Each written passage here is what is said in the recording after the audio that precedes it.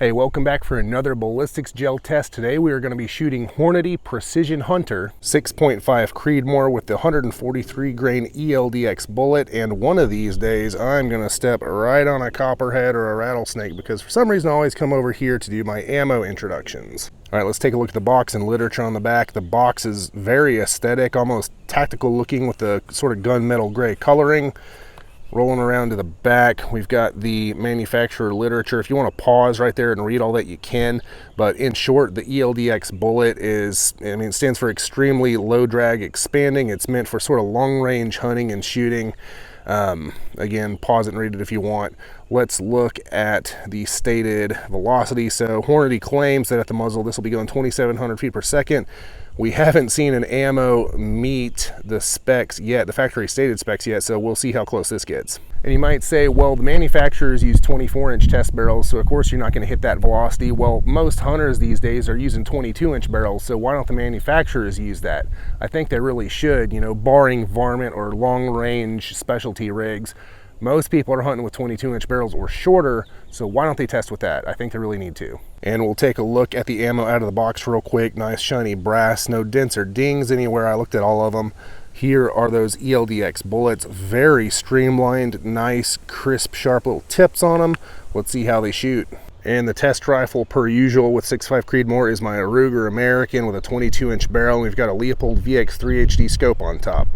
We'll be taking 3 shots from 100 yards, firing into 10% ballistics gel that has been calibrated to meet the FBI's ballistics testing protocol. And while ballistics gel isn't an exact proxy for big game, it does provide a repeatable medium through which to test various bullets and ammo against each other. After the shots, we'll examine bullet expansion, weight retention, penetration, and velocity.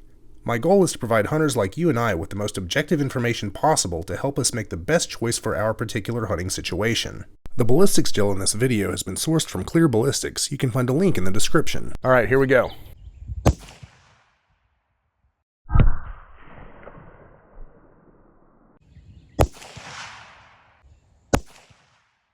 All right, we are down here at the blocks after shooting 3 rounds of the Hornady 143 grain ELD-X 6.5 Creedmoor, and it likes to flip the blocks around quite a bit. Something interesting, we got jacket core separation on all 3 bullets. All right, I aligned the blocks again to test penetration depth, or to measure it rather, and I'm not really sure what the best methodology to do this is. So what I'm going to do, instead of measuring individual penetration depths just because there's so many pieces and nothing held together, is I'm just going to get the overall range. And it looks like the majority of chunks are between about 16.5 inches going out to that piece up top and 20 inches. So 16.5 to 20. And then we had 1 core go out to about 22.5. And I'll go ahead and dig these out so we can check them out. All right, let's get the velocities for those Hornady ELD-X bullets in 6.5 Creedmoor. There we go. So the high was 24.96. The low was 24.78, and the average was 24.87. What we are looking at here is the remnants of the 3 shots I took of the Hornady Precision Hunter 143 grain ELD-X bullets. And normally I would start off with the retained weight, but as you can see, the cores separated from the jackets on all 3 shots, and I don't even know really how to weigh this. I went ahead and weighed some of these chunks, and the largest of the chunks are 79 grains and 71 grains. So that's something around a 50%-ish retained weight. Actually, it's 53%.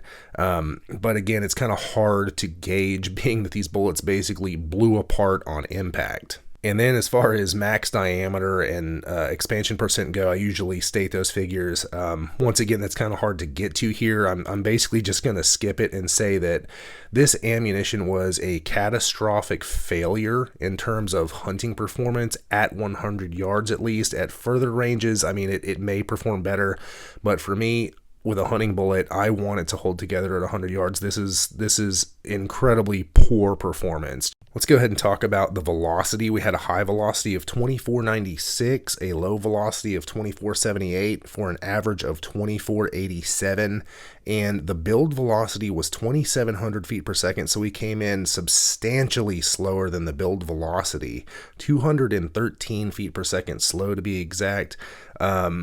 Combined with the just catastrophic failure of the bullets upon impact and these just dismal velocity figures. Usually I don't knock on the velocity too much because we know that the velocity is not going to be anywhere near the factory stated velocity, but this is way, way, way down there. I'm sorry, I don't even know what to say about this stuff. And then we'll hit on penetration. That's the last thing I usually talk about. And again, kind of tough to get to. The bulk of the shards of the bullets were somewhere between 16.5 and 20 inches. So we didn't really even hit my sort of minimum benchmark for medium game penetration, which is the 20-inch mark, just barely. But with the performance of those bullets, it's rough. I have no doubt that if you hit a small deer with one of these, it would go down in an absolute heaping pile just because of the transfer of energy. I mean, it's going to be like a little grenade going off. But for anything larger than, a smaller deer, you might have a heck of a time if you were to use this ammo and get that performance on game. Final thoughts on that Hornady Precision Hunter 143 grain ELD-X out of the 6.5 Creedmoor. I'm just going to echo what I've already said and expand a little bit.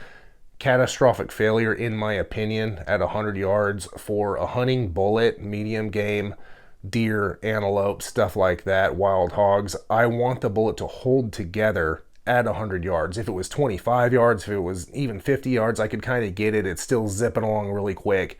But at 100, especially compared to all the other bullets I've tested so far, it needs to hold together. It needs, most of it needs to be there still.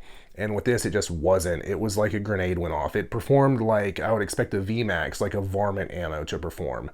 But that is not what this is billed as. This is not billed as a varmint ammo. It is billed as a medium and up game hunting ammo.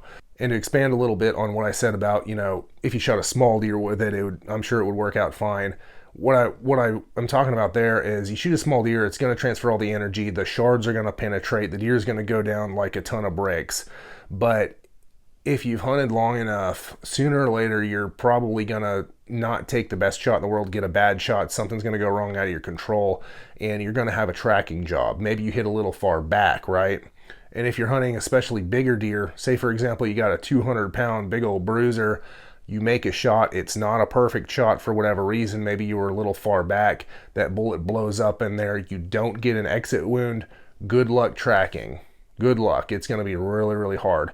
So I'm a big fan of exit wounds and getting full penetration so that you can have that blood trail. If you don't get an exit wound, typically you don't have much, if any, blood trail. And that's why I just can't with this ammo. I won't be using it. Again, my opinion, make your own. There you go. Hey, if you enjoy these videos, check out my website, masonleather.com, and get yourself some leather gear handmade by me just for you. I've been handcrafting leather gear for hunters for over a decade, and I would love to make you something. The link is in the video description. And check out my channel for more hunting ammo ballistics gel tests.